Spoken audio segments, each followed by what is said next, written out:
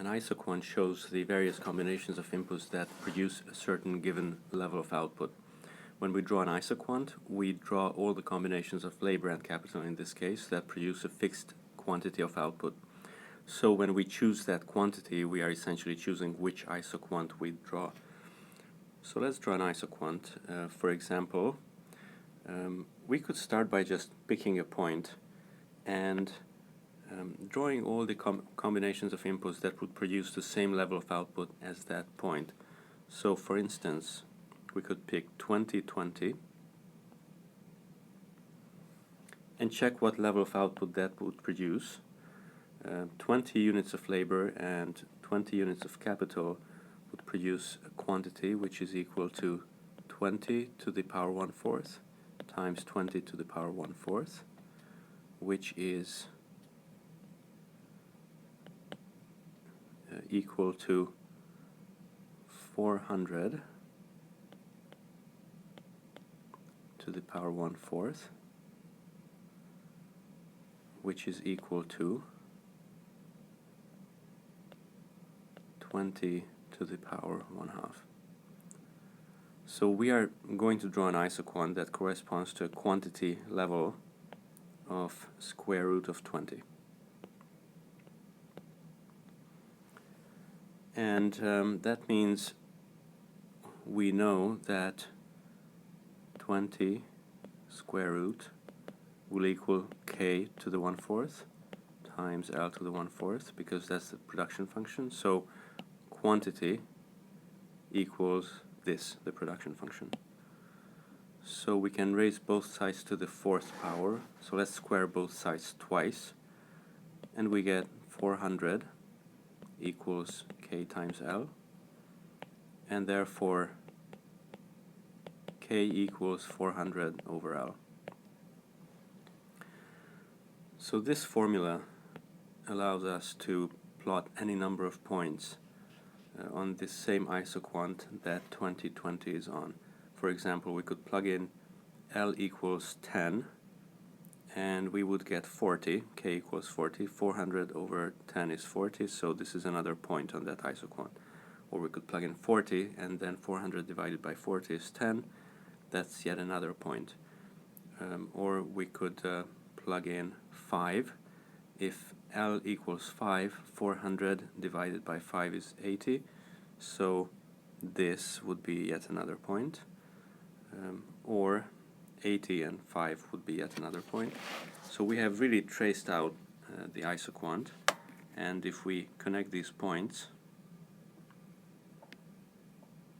we get the isoquant that corresponds to a quantity of square root of 20. An isocost line shows the combinations of inputs that cost the same, that have the same total cost. So we could start like we started before and just pick a point. Let's say we could pick 20, 20 again, or I'll start with another point. Let's pick 30 and 30. The total cost of 30 units of labor and 30 units of capital is equal to 30 times the price 1, which is the price of labor, plus 30 times 2, which is the price of capital, which is 90. So total cost at this point is 90. What other points, what other combinations of labor and capital would cost 90? Well, if we didn't spend any money, for example, on capital and spent all our money on labor, we could get 90 units of labor at a price of 1 for 90. If we spent all our money on capital and didn't get any labor, for 90 we could get 90 over 2, which is 45 units of capital. So the total cost line will in fact go through those points, and it really should be a straight line. I didn't quite graph this point correctly, but this should be a straight line that shows all the combinations of labor and capital that produce that cost us exactly $90. We could actually even get the equation for this line. So this is the line where total cost is 90, and it equals the quantity of labor times 1 plus the quantity of capital times 2. So if we solve this for, let's say, k, we get k equals 90 minus L divided by 2, and that's the equation of the line. Of course, that shows us right away that the slope is minus 1/2, but we already knew that because 45 is the y-intercept, or k-intercept in this case, and 90 is the l-intercept. So that would mean the slope would be minus 1/2, but we can see from this formula as well that the slope of that line is minus 1/2.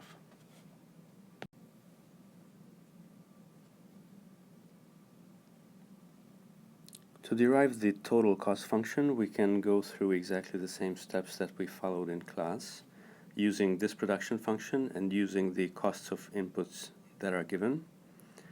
So the production function is f of kl equals k to the 1/4 times l to the 1/4, and the cost of labor was 1 and the cost of capital was 2. We are looking for the minimum cost of producing any given quantity Q. That's what the total cost function tells us. So we know the relationship between capital and labor and quantity. Quantity equals capital to the 1/4 times L to the 1/4. And that's just the production function. From that, we can get the relationship between capital and labor as follows. We could just take both sides to the 4th power, and q to the 4th would be k times L, and then we could say solve for L, which would be q to the 4th divided by k. This is helpful because now we can start writing total cost as, by definition, the price of labor times labor plus the price of capital times capital. So that would be L plus 2k. But then we could right away substitute this into that equation for L and get total cost equals q to the 4th divided by k plus 2k. And we are looking for the combinations of labor and capital that give us the minimum total cost, which means we need to take the derivative of this total cost function with respect to k, and that will allow us to show what the cost minimizing choice of k is. Then we can come back to this equation and, using what we found for k, find the cost minimizing choice for L. So if we take the derivative of this total cost function,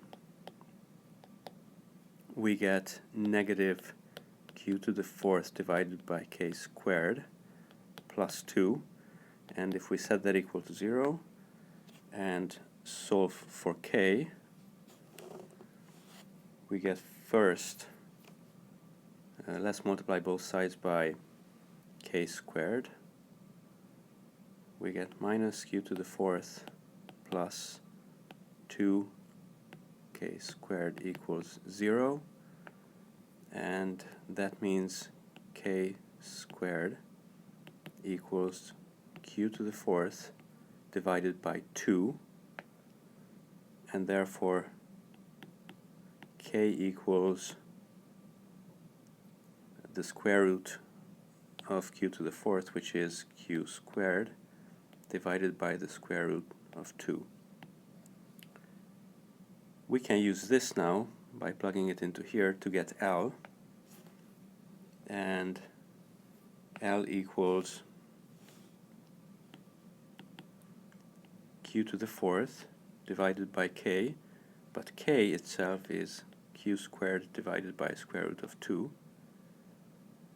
So L would equal square root of 2 times q squared.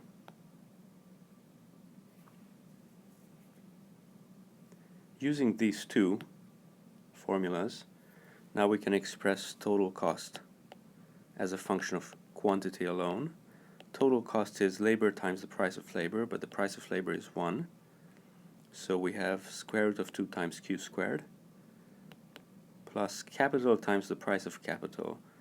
Price of capital is 2 times capital, which is q squared divided by square root of 2. And this is equal to square root of 2 q squared plus square root of 2 q squared, which is 2 times square root of 2 q squared. Finally, to express profit as a function of labor and capital, we can start with the definition of what profit is. So profit is, in general, revenue minus cost.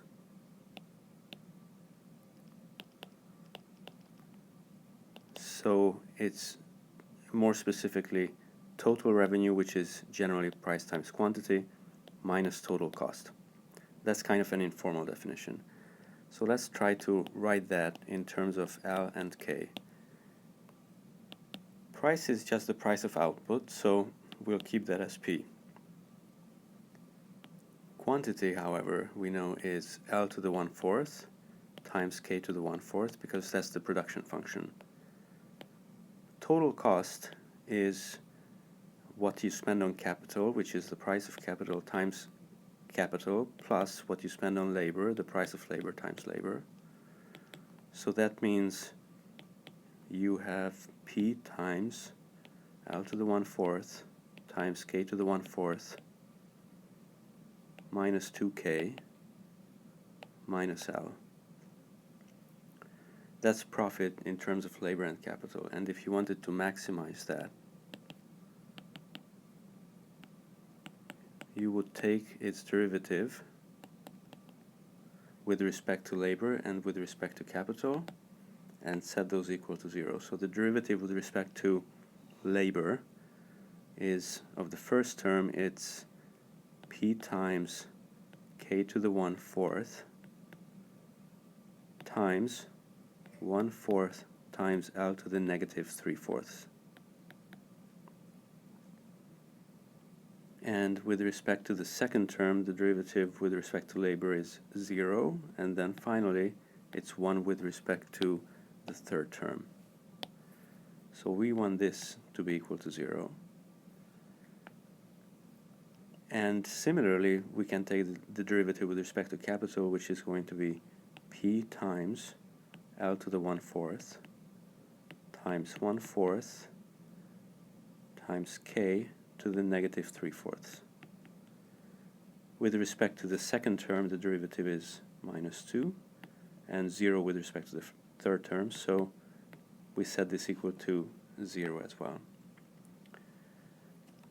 Now this looks like a difficult system of equations to solve, but we could make some progress by taking the constants to the other side,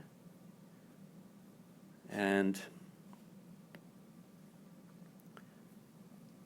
that would give us P times K to the 1/4 times 1/4 times L to the negative 3/4 equals 1, and P times L to the 1/4 times 1/4 times K to the negative 3/4 equals 2. Now divide the first equation by the second equation. If we divide this equation by this equation, we get on the right 1/2. On the left, the P will cancel out, the 1/4 will cancel out. So we have K to the 1/4 divided by K to the negative 3/4, which is in fact simply K. And L to the negative 3/4 divided by L to the 1/4, which is in fact 1 over L. So we have K over L equals 1/2. This 1/2 is in fact the negative of the slope of the isocost line. So if I rewrote this just by putting a minus sign in front of both sides, I would have negative K over L equals negative 1 over 2. And this negative 1 over 2, that's the slope of the isocost line. We already know. Which means if this is the profit maximizing choice of capital and labor, then we have a tangency of the isocost line and the isoquant, and therefore the slope of the isoquant must be this. And in fact this is the slope of the isoquant. And if you take a look at how we got that slope, by dividing this by this, you can see that actually we divided the marginal product of labor, which is the derivative of the production function with respect to labor, and it's this part without the price. We divided that by the marginal product of capital, which is the derivative of the production function with respect to capital. So this formula, what we got at the end, by maximizing profit with respect to K and L, is actually an instance of this general formula. The marginal product of labor divided by the marginal product of capital is equal to the cost of labor divided by the cost of capital.